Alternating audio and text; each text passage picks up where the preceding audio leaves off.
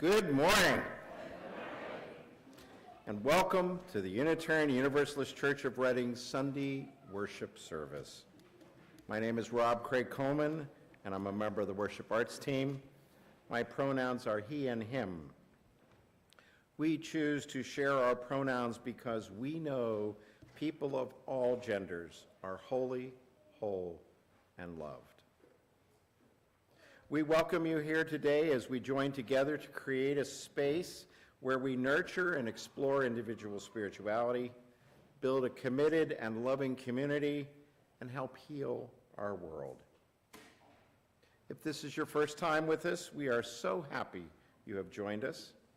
Please visit our webpage to learn more about our beloved community. And there you can connect with our staff. For those of you with us here in the sanctuary this morning, please come and speak with myself or Charlene or Melissa, who you'll see later. You can see us in Fellowship Hall after the service. Now, if you're watching the service online during its initial broadcast at 10 a.m. on February 11th, you're invited to join us after the service for a Zoom gathering where the governing board will be presenting their mid-year progress report. If you're attending in person, please join us here in the sanctuary for that presentation at about 11:30. This morning, we are led in worship by the Reverend Mark Glovin.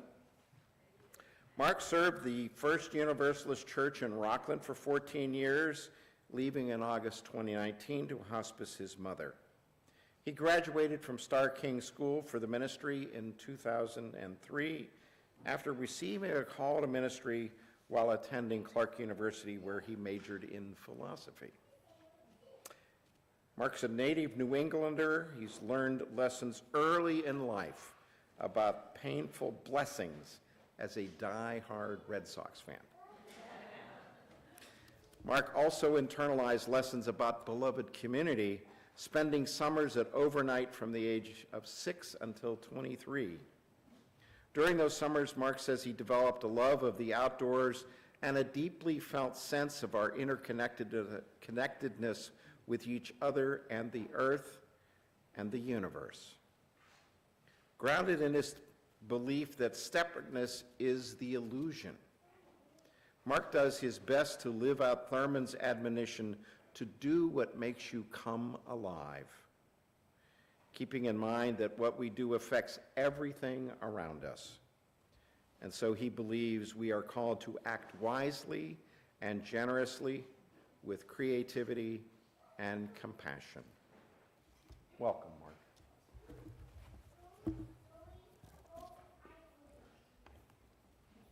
Good morning, everyone. It's nice to see you all. We are here as winter moves through its starry nights and its mounting storms to worship, to be both courageous and beautiful in facing life. And now in this moment, may our relationship with all existence, our sacred tie to every star, maple, robin, and river illuminate our lives, our hopes, and our dreams. And may we be true to ourselves, true to each other, and true to our best visions of what we can together become.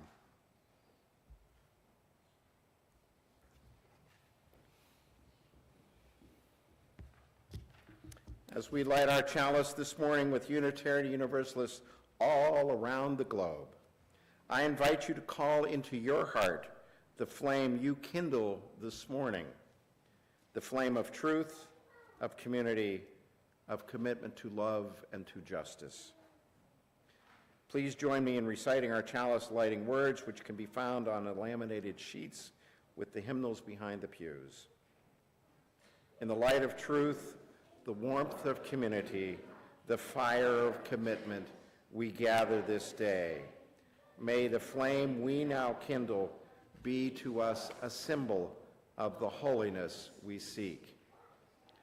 And each week we recite our children's affirmation as a reminder of the most important elements of who we are. So We got at least one kid, got some other kids who want to come up and help lead, and wonderful animals as well. Anybody else want to come up? Okay. Okay, we're all ready? We are Unitarian Universalists, the church of the open mind, the loving heart, and the helping hands. Thank you, guys. Appreciate it. And a little secret, little trade secret, and we thank Charles for protecting the candles from the charge. So I invite you to please rise in body or spirit and sing our opening hymn, number 1068 in the green hymnal, Rising Green.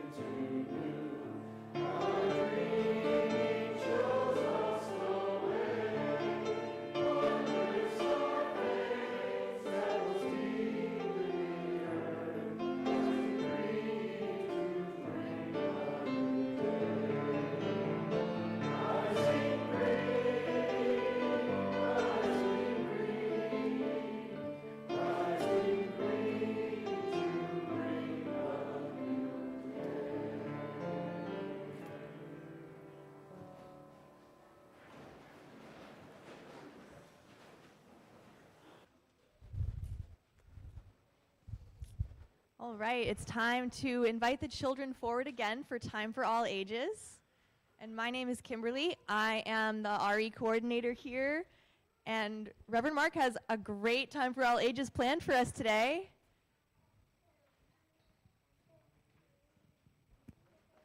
So it's really good to be here with you all. So one of the things I really valued when I was serving in Rockland was the ongoing conversation I had to have with a group of people over time, and I miss sort of congregational singing. So first I want to say thanks for singing Rising Green with me. That's like one of my favorites. So when I go around to congregations now, I kind of often do my favorite hymns, and I often will break out my clown gear and my toys, which I used to get to play with in Rockland all the time. So one of the things that sort of led me to an understanding of like a mystical life or a deeper energy when I was growing up was Star Wars, and talk about the Force and the energy that flows with us and through us. And so I wanted to introduce that or illustrate that to all of us this morning by this silly little thing. And so what I want to show you is that we are electrical So first, look at that.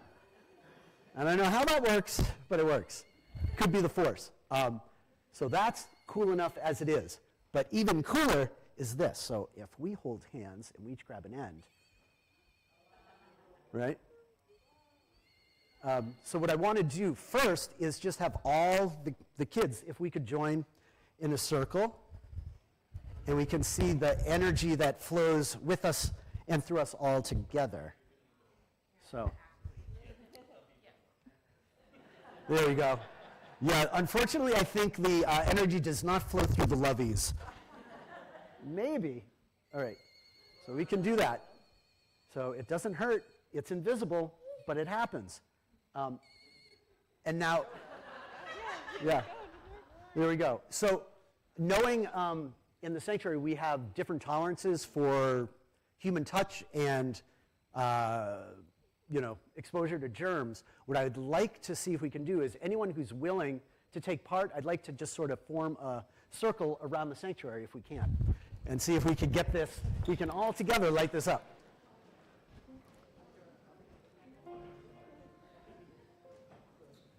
And so, you hold that. All right. All right. So we just want one sort of continuous chain.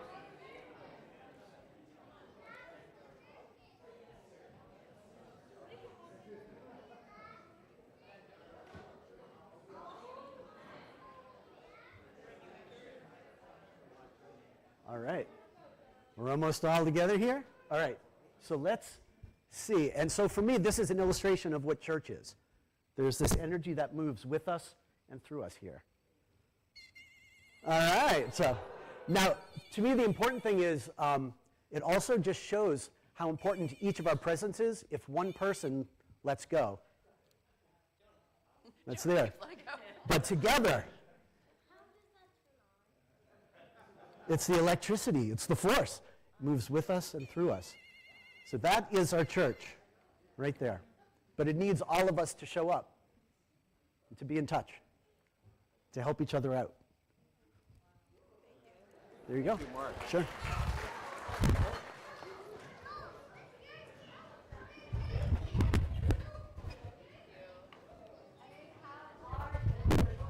We have RE today, so let's join in singing our children out.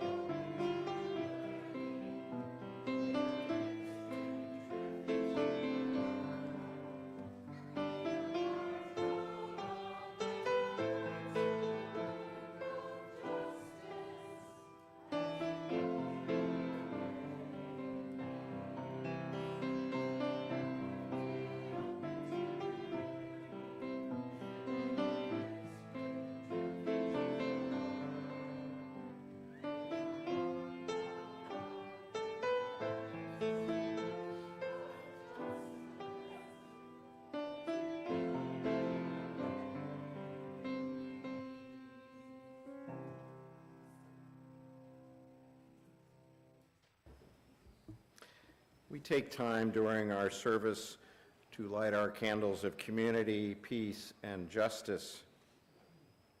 We light our red candle of community to signify our interconnection. Where you are in time and space, newcomer or longtime member here in the sanctuary or joining us online, we light this candle holding you in love. And as we light this candle, I invite you to speak aloud the name or names of people who are on your mind or in your heart today, to bring them fully into this space.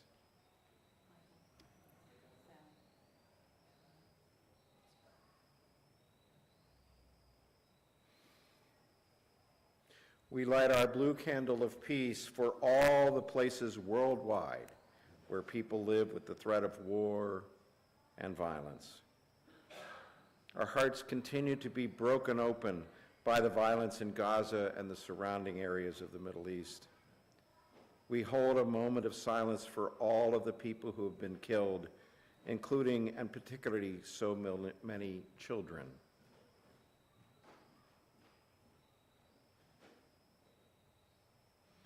And we offer our prayers for peace, for an end to the brutal violence. Finally, we light our yellow candle of justice. May all people everywhere live their lives in freedom, and may we each do our part in the work for justice and liberation for all in our global community. As we recommit ourselves to the work of love and justice, may we each voice this commitment by saying, Amen.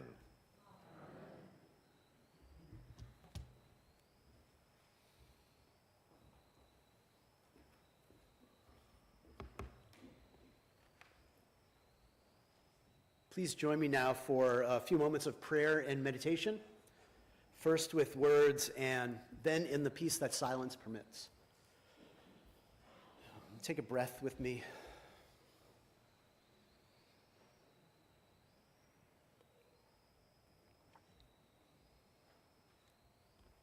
Every word in a prayer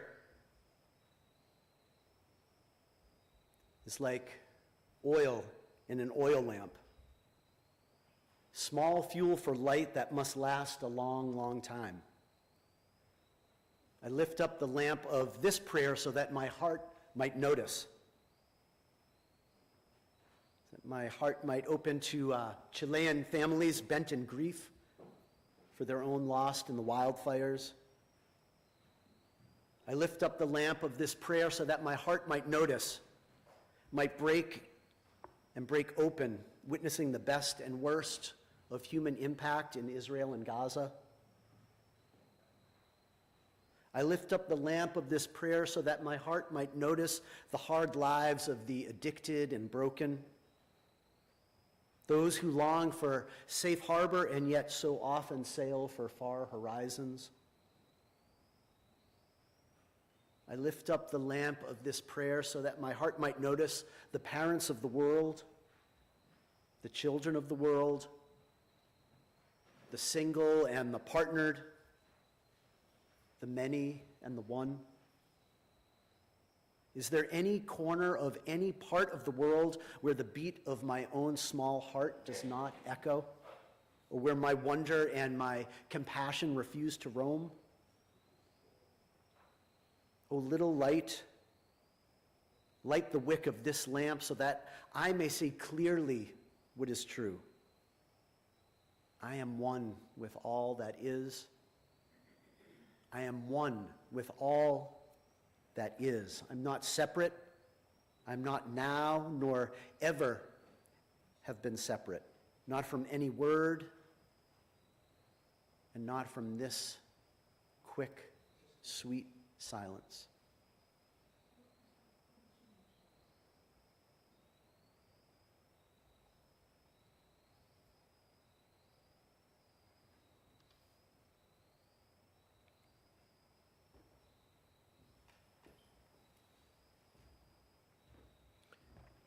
If you have a joy or a sorrow you would like to honor through the lighting of a silent candle, you're invited to come forward now.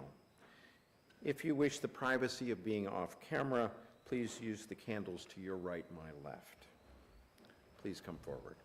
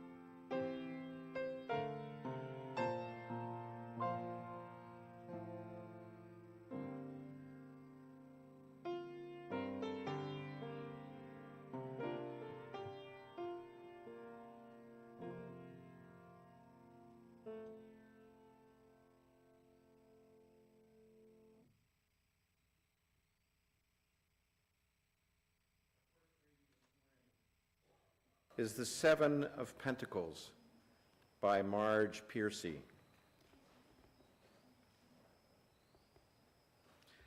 Connections are made slowly.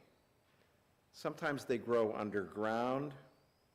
You cannot always tell by looking at what is happening. More than half the tree is spread out in the soil under your feet.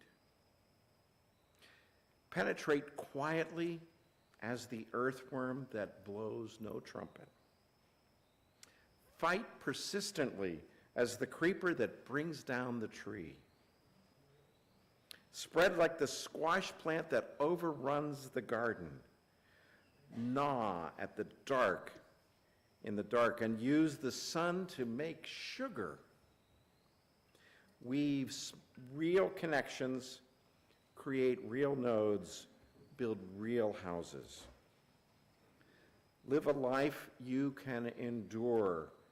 Make love that is loving. Keep tangling and interweaving and taking more in. A thicket and a bramble to the outside, but to us interconnected with rabbit runs and burrows and lairs. Live as if you liked yourself. It may happen. Reach out, keep reaching out, and keep bringing in. This is how we are going to live for a long, long time. Not always. For every garden knows that after the digging, after the planting, after the long season of tending and growth, the harvest comes.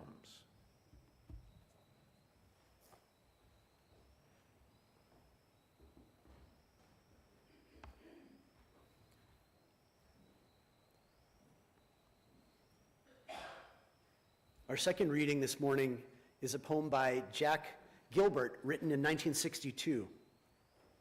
The first line of the poem, which is titled "The Abnormal is Not Courage," refers to the reality that the people of Poland were not prepared with sophisticated military machinery at the time of the Nazi invasion.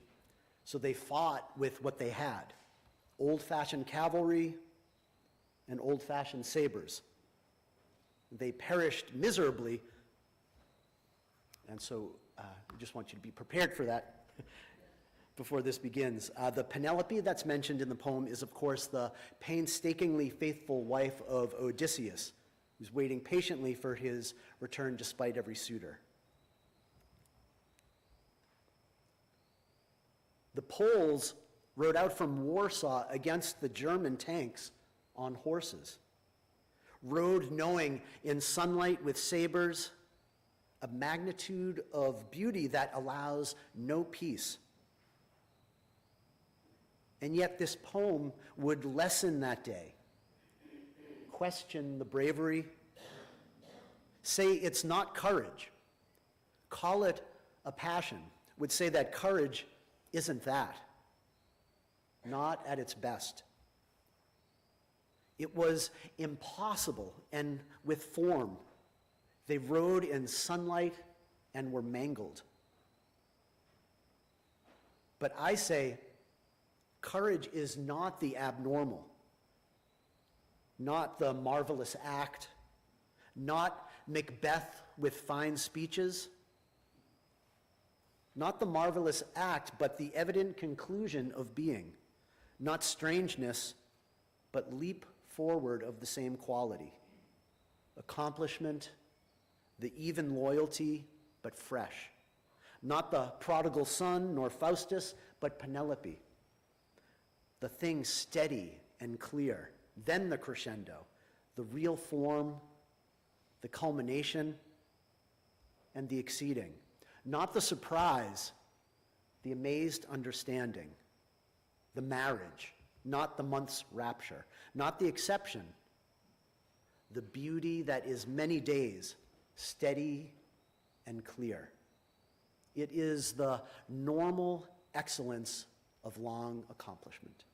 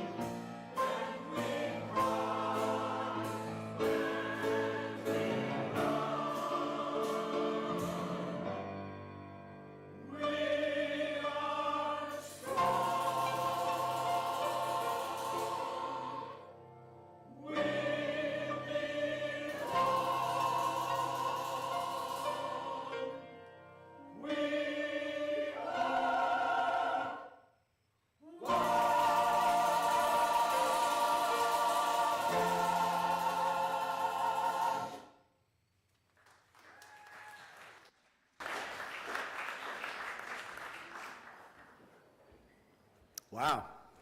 That's so much richer and better than any words that will follow it.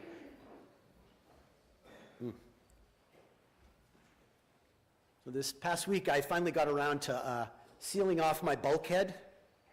During the winter, I store things in the steps leading out of the basement, and I seal off the stairs and the doorway with a foam board to keep the cold air out. As I was moving through the dark of the basement and up the steps to open the bulkhead door, I got distracted, and I walked right into a huge spider's web. I might have screamed a little. Now I, like Jack Gilbert, may debate what courage is and isn't, but I'm pretty sure it wasn't that in that moment. And I have to say, I surprised myself because I'm a fan of spiders. I usher them outside when they find their way into our house, and I try to form alliances with them when Isabel, my partner, will let me. I let the spiders be, and they take care of the bugs inside the house. But I guess really big spiders freak me out a little bit, and I guess a face full of web freaks me out a little bit too. Now, I'll often say that the seventh principle is my favorite, the respect for the interdependent web of all existence of which we are a part. And it expresses that beautiful, ephemeral notion of interconnection, but it's also tangible and tactile. But I guess the other day it got a little bit too tactile for me. As a denomination or association, we are currently reconsidering and revising our whole set of principles. And this memorable phrase is embedded in these beautiful ideas. And the principles are full of remarkable words like justice and compassion and truth and worth and dignity. But the English majors among you will recognize, maybe with a wince, that all of these words are abstractions. They're not images. They're beautiful and elegant abstractions, but still abstractions. And you can't draw an abstraction. You can't paint truth or photograph justice without doing some heavy metaphorical lifting. But you can paint or draw or etch or photograph or even sculpt an image of the web. There's a beautiful one on the front of our order of service this morning. The other day, with the tactile reminder of what a web is and does, the image of the interdependent web started to haunt me a little bit. And I began to imagine, just for a second, lurking somewhere out of sight on that interdependent web is something else, and some kind of big old spider. Now, even still, it is one of the pieces of our theology that I resonate with most. It's rooted in the affirmations of both modern science and liberal religion. It says that human beings are simply one part of this interconnected whole with everything else: robin and river and tree and cloud. We aren't the rulers of the cosmos or the hubs of the universe. It's a modern way to connect with what our theological ancestors would have called our humility. Now, I could present this idea of the interdependent web in a beautiful, vibrant way. I could tell you how certain bees pollinate specific flowers which would perish without their ministrations. Or I could lift up the marvel of how clouds of otherwise insignificant, minuscule plankton serve to feed the great whales. I could offer beautiful portraits of the web, revealing how seeds dropped by certain flying birds may rise up as rare blue flowers in far-flung fields, or how the sunset clouds in Redding may appear radiant green gold because of settling dust from an erupting volcano on a remote Philippine island that's 10,000 kilometers from here. And all of that is true, but in some ways it's a little deceptive, or if not deceptive, it is not the whole truth, unless I point out the other half of the equation.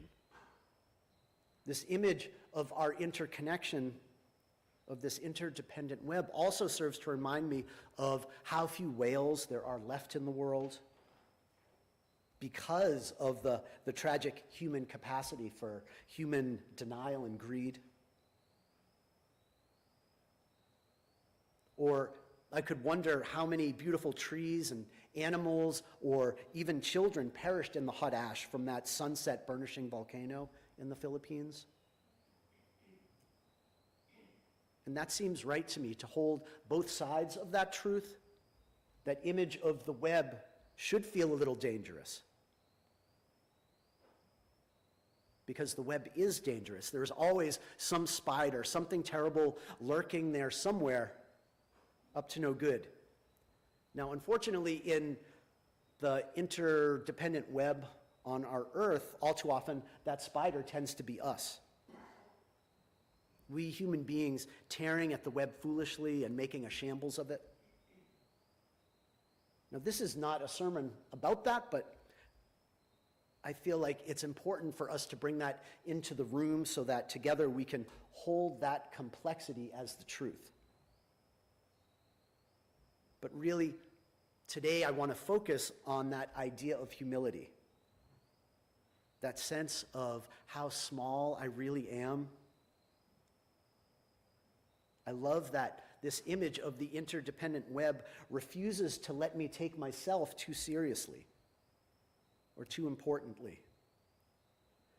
I find it a central and comforting expression of my religious life that I am part of the whole, connected to every other part of the whole. I find it central and comforting to say that I am one with a distant silver river in China, a rare white koala in Australia, and every human face nearby. Like all of you, I am of a piece with everything that is. A masterpiece, to be exact. I'm part of a masterpiece called the universe, a masterpiece that is blissfully and perhaps humbly unsigned. Now, I can talk about these religious ideas and images all poetically on Sunday here in a pulpit. But you know, in my day-to-day life, I have to work to cultivate that moment-to-moment mindfulness. Too often, I let myself forget these remarkable connections, this extraordinary interdependent web. Monsoons and villages around the world are just brief reports in a newspaper, not necessarily invitations to religious devotion. And so I wonder, why do I even understand this affirmation about the interdependent web to be true at all? How can a small part experience the whole anyway? How can a little cog have a sense of the whole wheel of which it's a part? Now, some of you know a few remarkable mystics have claimed to do just that. And certainly I've had my moments of feeling the whole pour through me, enter into my day-to-day life, but that also is a very different sermon for a very different day. And I have to say that day-to-day living, cooking, eating, bill-paying me doesn't have to wait for those rare mystical raptures to get in touch with the reality of this deeply religious image. It's not the extraordinary event that leads me to my religious life, but rather it's the very ordinary ones, the little moments of connection when I can feel the tugging strings of the web tighten, like picking up my phone to text someone I'm thinking of, and that person's on the phone already because they've called, and I picked up the phone before it even rang. It's not a miraculous vision on a mountaintop that uplifts my life, but the daily meeting of someone who I already know very well in a hallway. In the poet Jack Gilbert's words, it's not Macbeth with fine speeches that returns me to my deeper self, but the deep friendships and the daily commitments and the small acts of love. And it's when I'm open and present enough to hear the whispering nudges of the universe, it's then that the extraordinary bursts through the mundane. Let me try to show you what I mean. I'm thinking of the day of that last solar eclipse. And I went down to the breakwater in Rockland, which is this almost pyramid-like structure that leads out to a lighthouse. It juts out into Penobscot Bay. And I went down there for the time that the eclipse would be total, or at least as total as it would get in Maine. And I spent way too long down there that day. It was this really beautiful scene. There were families and lovers and locals and tourists all enthusiastically sharing this rare and sacred and a little bit freaky experience. It was exactly the kind of day when the strands of the web are plainly visible. Like a good community day. People sharing those, the eclipse glasses and sharing like little bottles of wine, sharing these moments of wonder. And I just had a great time there. And like I said, I'd lingered way too long. And I was starting to feel rushed because I'd sort of let the rest of my day lapse. And I was starting to like scuttle out and head back to my car when I saw Seth Jones, who was the pastor of the Congregational church in town. And I hadn't seen Seth for a while, and so I stopped to talk, but I had to do that internal work of getting present because I wanted to see my friend and catch up and talk shop, and because I didn't want to do it half-heartedly, you know? If I had to leave, I really should leave, and if I was going to stay, then I really should stay and be there in that conversation. Anyway, I caught up with Seth for about 10 or 15 minutes when I see someone sort of start to pass by us and kind of do a double take. And then they start to sort of stare at me. And I was getting a little bit uncomfortable, like almost as if I had walked into a face full of spider web. But then the person calls out my name and asks me if I'm me and takes off her sunglasses. And it's a woman who I hadn't seen since 1994 in Norwood, Mass., where I grew up. We worked briefly for the same company and became friends and spent a fair bit of time getting into various bits of trouble together. But here she was, almost 25 years later on the breakwater in Rockland, Maine, just visiting from New York City on that day. And we were so happy to see each other and just amazed by the cosmic wink and that splendid seeming randomness. Like all the little things that had to go just exactly perfectly for us to meet on that day. All the little decisions of our lives, all the decisions that we made that day that resulted in us running into each other in that place. And in that moment, I felt the web tighten there in unlikely Rockland, with people all around wearing those goofy glasses. The filaments of the great web drew taut. And the past and the future met for just a moment in this present. And the interdependent web glistened for just a few moments. This revelation of the interdependent web is centered around this beautiful afternoon watching the eclipse. It's just a sweet, simple story, but it reminds me of what drew me to this religion, what drew me to Unitarian Universalism in the first place, and what still draws me here. And first, I came to this religious approach because I knew right off that secular knowledge, such as the study of astronomy and the cosmos, was not considered anything less than religious education among us. I knew that each and every Unitarian Universalist person is encouraged to study and learn and to be amazed by the full reach of human knowledge. The interdependent web is always there, sure, but it doesn't often just tap you on the shoulder. And few will notice it unless they are open to experience, are open to ever-increasing learning. And it's that learning that reveals the connections of things. Some of our critics say that intellectual learned things are not spiritual. But on the contrary, I think they are central to the life of the Spirit. Had I not known about the coming eclipse, I would never have been able to discover the node of the web that was hidden so magnificently there on that afternoon in Rockland, Maine. The second, I came to this religious movement because I knew that it wasn't a flash in the pan. I knew that this tradition affirmed that real relationship, that real loving develops slowly. I suspected when I first joined the UU Church in Milford, New Hampshire, that there were no shortcuts to religious community. There were no easy rituals that would confirm it magically in a year or two.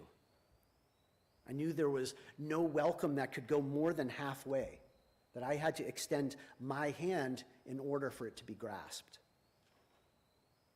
Now, I may have a stunning conversation with a colleague at a retreat that makes me feel suddenly intimate to them, but in the end, feeling intimate is not the same as being intimate. It's not the rapture, it's the marriage, says the poet Gilbert. It's the long commitment to staying with the church, to sticking with it through the tough times and the hard questions, and even the disappointments. It's that practice of letting the harvest come at its own pace, not my own. I come to church to find more depth, more challenge, more connection, to find respect and revelations of higher truth and finer love. All of those things in community, to find them more than I seem to be able to manage all by myself. And I know that it takes time, lots of time, burrowing, reaching out, risking and failing, and then getting back up again. And through it all, I find myself in Percy's immortal phrase, to live as if I liked myself. Knowing from experience that this is the only way anything meaningful happens. Doing it despite all doubt, never waiting to be perfect, always assuming imperfection.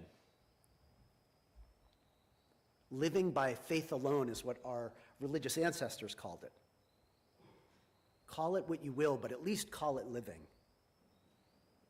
It's not a bad religion, that, to learn more about the world all the time, to stick it out in community by the power of commitment, to have faith that I don't have to be perfect before I try to reach out, and to be open more and more to how I'm connected to everything else in the world. It's pretty ordinary stuff, I suppose, to some people. Maybe not incredibly spiritual, but I guess I'm different, because that is as wonderful a religious path as I can imagine. I still would rather not have a face full of web as a reminder of my connection to that web. I'd rather feel that connection to the cosmos through music or a chance encounter. For me, the interdependent web will tighten there, deep in the heart of a second set of some show, or between deep friends, faster than almost anywhere. But anyway, I take comfort in knowing that I am part, not the whole, that I am a fleck on the rim, not the big wheel. And in that knowledge, that feeling, I find peace. I find happiness. And in that simple realization, I hope is all that I will ever really need to live the life of courage and hope and compassion that I've always wanted to live. And may it be so for you too. Amen. Ashe, and blessed be.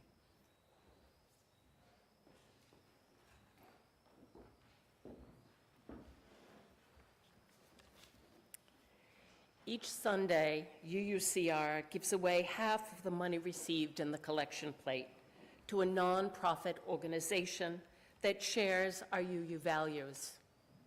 It's a simple yet powerful way for each of us to help heal the world by learning about and supporting the good works of charitable organizations and becoming more involved in our community. Our Share the Plate recipient for the month of February is the ARC of Massachusetts.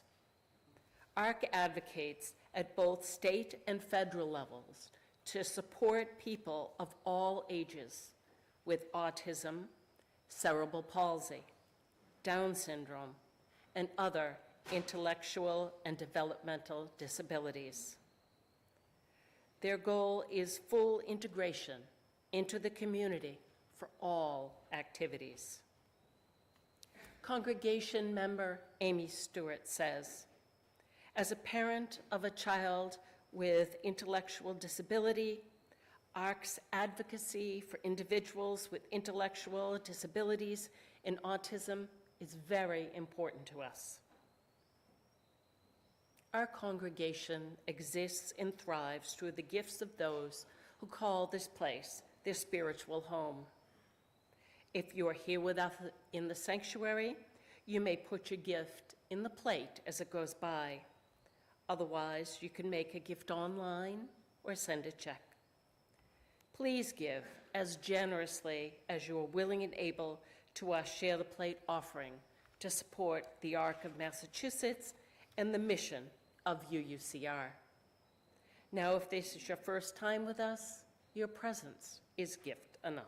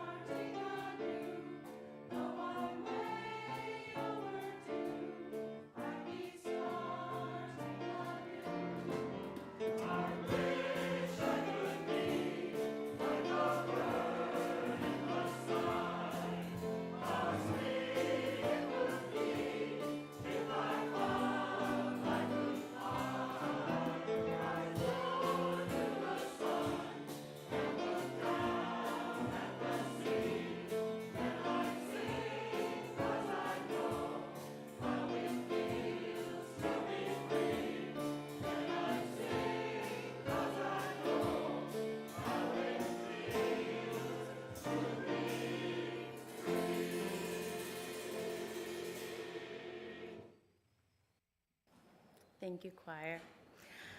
Good morning. I'm Melissa Martin, your Member Services and Volunteer Coordinator, and my pronouns are she and her. Thank you, Reverend Mark, for being with us today. In our congregational life this week, we have our Buddhist meditation group and our monthly Liberal Ladies and Friends gathering. Next Sunday, there will be a community conversation in Community Hall regarding our Black Lives Matter banners and a Zoom offering of the same conversation next week. More details can be found in your church email. And on that topic, I would like to invite our Governing Board President, Sherry Cook, for a couple of words about that.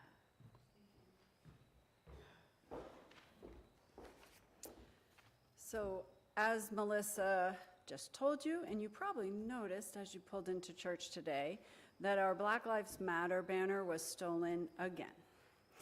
The good news is that last Sunday we put a Black Lives Matter flag up above the entryway into the church. So we do continue to publicly affirm our commitment to racial justice and equality. We will also replace the banner. In addition, we have a multi-faith Black Lives Matter community event scheduled for Saturday, March 9th from 1 to 3. You'll see that in the newsletter. Please put it on your calendar. It's a reach out to it is multi-faith, other faith leaders in town, and reaching out to the broader community. And as Melissa just told you, we have other conversations about racial justice in our own UUCR community already scheduled. Please keep an eye on our church communications in the coming weeks for more information about all of these important events. Thank you. Thank you, Sherry. On Sunday, February 25th, join me and Reverend Laura for our UU Basics class. The information is in the newsletter. And speaking of email, you should have received your email about our Teams program and identified your team and when to sign up. And want to thank our ushers this morning, Ann and Alec, and our social hour hosts, Drew and Jeff. Today, our governing board invites you to stay for our State of the Congregation mid-year update, a short informative presentation where they'll share updates on current church status.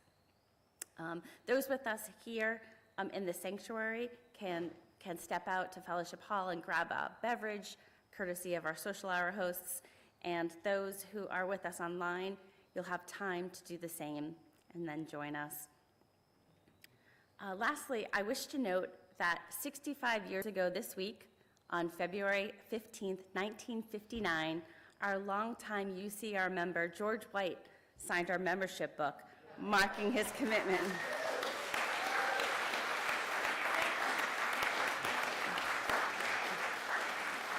George also just celebrated his 96th birthday. Happy birthday, George. And happy anniversary to our current longest member. We're so glad that you're with us here today. Thank you all for being a vital part of our congregational life. And now we are going to rise in body or in spirit and sing our closing hymn, number 298, Wake Now Our Senses, Wake Now My Senses, and we'll sing verses 1, 2, and 5. 1, 2, and 5? Yep, 1, 2, and 5.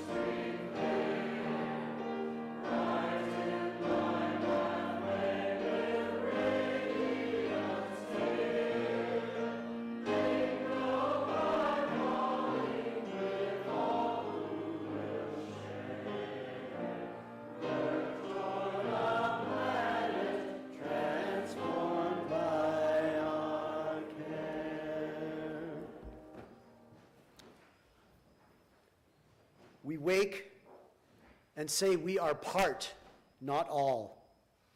We wake and say we are kin to all. We wake and say we but live to love.